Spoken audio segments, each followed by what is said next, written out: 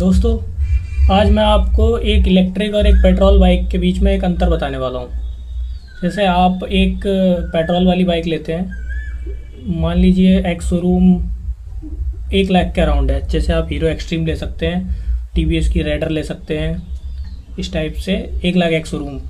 ऐसे ही अगर हम इलेक्ट्रिक जैसे लेते हैं, ओवन रॉर ईवो मान लीजिए लेते हैं, तो उसका भी अभी स्टार्टिंग प्राइस 99,999 है, मतलब 1 लाख के अंडर ही वो भी आती है।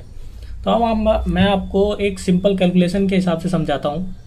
जैसे कि आपने कोई पेट्रोल बाइक ली, तो उससे आपको डेली मान लीजिए आपकी रनिंग है 50 किलोमीटर, और 125 सीसी की बाइक है, वो आपको 50 का माइलेज दे देती है।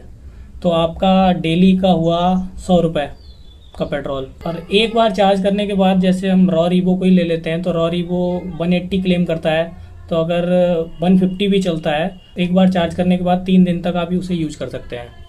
पेट्रोल बाइक लिया आपने, 100 रुपये डाला, 1 दिन चली, उसके हिसाब से आपका महीने में 30 दिन के हिसाब से 3,000 रुपये का पेट्रोल लगा।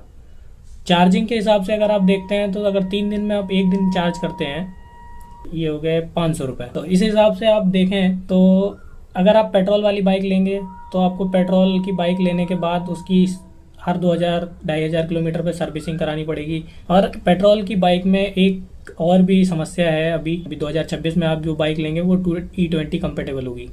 उसके बाद अगर E30 आ गया, तो वो E20 कंपेटेबल नहीं रहेगी, आपका माइलेज ड्रॉप होगा।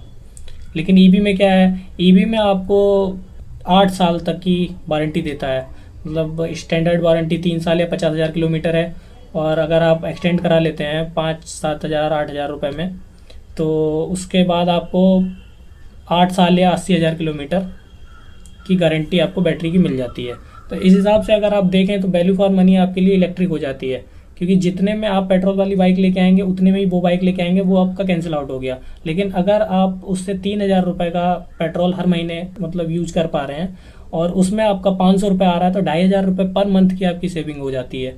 और 2,500 रुपये पर मंथ की ये सेविंग अगर आप इसको EMI में कन्वर्ट करा लें, जैसे कि मान लीजिए आपने 50,000 की डाउन पेमेंट कर दी, तो 50,000 की डाउन पेमेंट करने के बाद आपका अमाउंट बचा 50,000। उसकी आपने अगर 2 साल की अगर EMI करा लेते हैं, तो अगर मैक्सिमम अगर 2,500 भी अगर आपका जा रहा है, तो आप मान लीजिए कि आपने पेट्रोल वाली बाइक ली है और 2 साल में वो क्लियर हो जाएगी, तो आपकी बाइक हो जाएगी 50,000 रुपये में। तो इसलिए मेरा ओपिनियन है कि आप अगर आपकी राइड 50 किलोमीटर 60 किलोमीटर या पर डे 100 किलोमीटर है, तो आप इलेक्ट्रिक की तरफ जाएँ, वो आपके लिए एक बेस्ट चॉइस रहेगी। दोस्तों, आज मैं आपको एक इलेक्ट्रिक और एक पेट्रोल बाइक के बीच में एक अंतर बताने वाला हूँ।